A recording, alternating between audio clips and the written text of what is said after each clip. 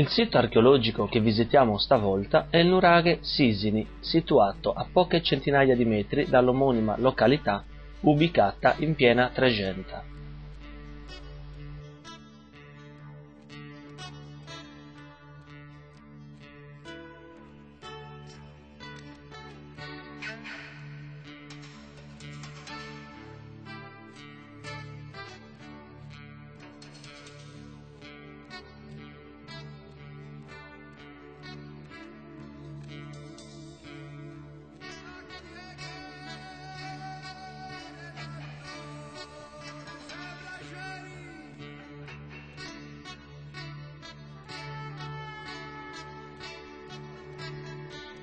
Il nuraghe è costruito con massi di marna calcarea.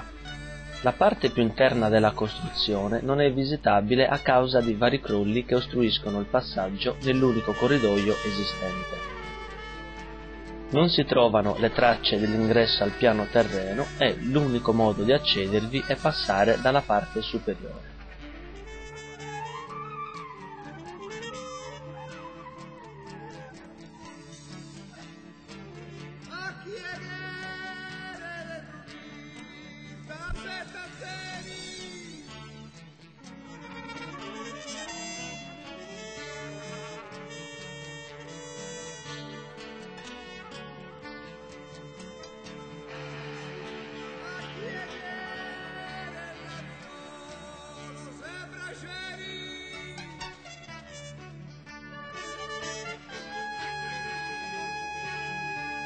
Il nuraghe è di tipo composto, la sua struttura è data dalla fusione della classica forma circolare delle torri nuragiche con una costruzione rettangolare, il tutto senza soluzione di continuità, e ciò dimostra come la costruzione sia stata edificata in un unico momento.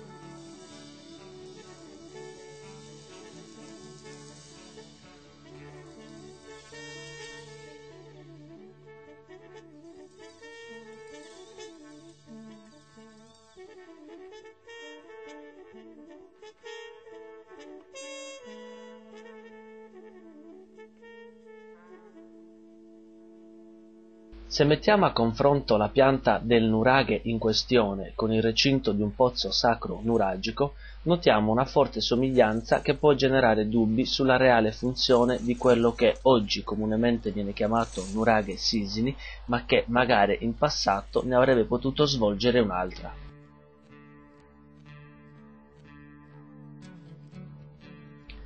Purtroppo il sito non è stato ancora scavato e solo un approfondito esame potrà fugare ogni dubbio.